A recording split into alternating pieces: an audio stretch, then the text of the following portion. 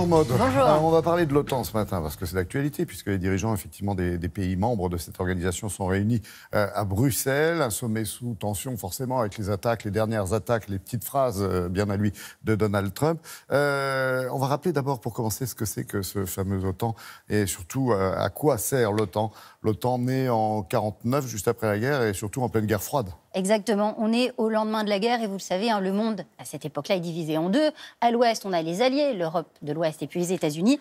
Et puis de l'autre côté, on a l'URSS qui est en pleine croissance militaire. Cette année-là, les Russes font leur tout premier essai nucléaire.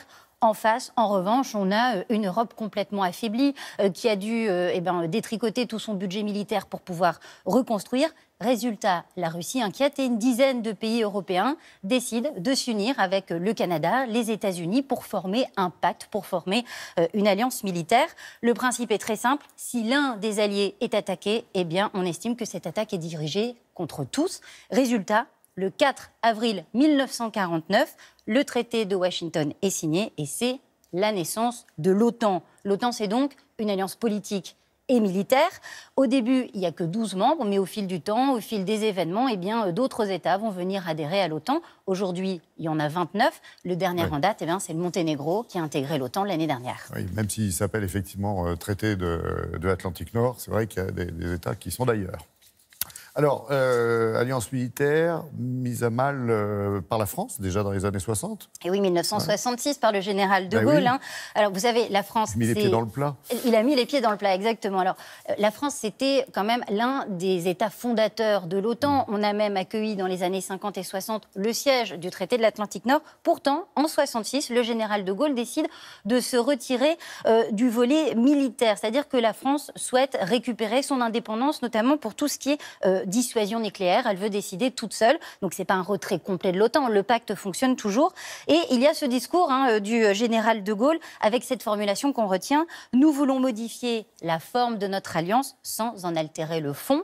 Bon, l'idée est là, elle ne sera pas suivie bien longtemps puisque les successeurs de Gaulle décideront tout doucement de revenir vers l'OTAN et puis la France réintégrera le commandement militaire sous Nicolas Sarkozy en 2009.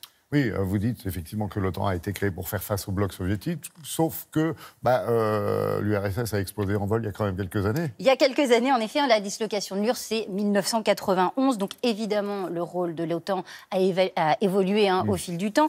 D'ailleurs, ce qui est assez étonnant, c'est que l'OTAN n'est jamais intervenue sur le terrain avant l'explosion de l'URSS. Finalement, ses premières opérations datent de bien après. La première, pas la première, mais en tout cas la plus marquante, c'est en 1999, lorsque l'OTAN a bombardé la Serbie, exactement, sans avoir l'aval de l'ONU. Et puis, il y a eu 2001. 2001, l'OTAN participe à la guerre en Afghanistan. Et puis ensuite, il y a 2011, intervention beaucoup plus récente en Libye pour faire chuter le régime de Mouammar Kadhafi.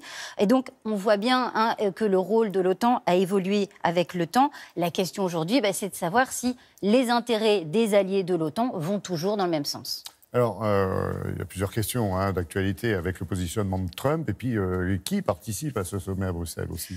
Alors, Trump parle, lui, de l'OTAN comme d'une organisation obsolète. On connaît toutes ces petites phrases.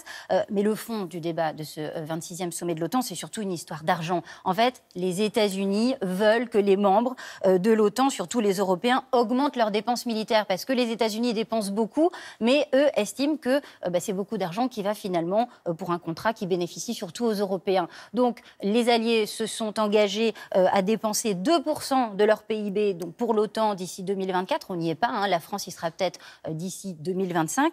Et puis, pour conclure, on voit surtout que la Russie est toujours au centre des discussions de l'OTAN.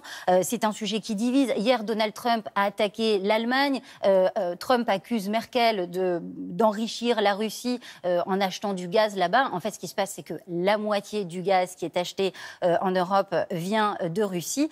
Et donc, ça ne plaît pas aux Américains, puisque les Américains souhaitent conquérir ce marché du gaz naturel. Donc, vous l'avez compris, il y a encore des discussions assez musclées qui s'annoncent aujourd'hui à Bruxelles. Oui, avec notamment à l'ordre du jour des discussions sur la situation en Afghanistan et en Ukraine également. Merci beaucoup, Maud.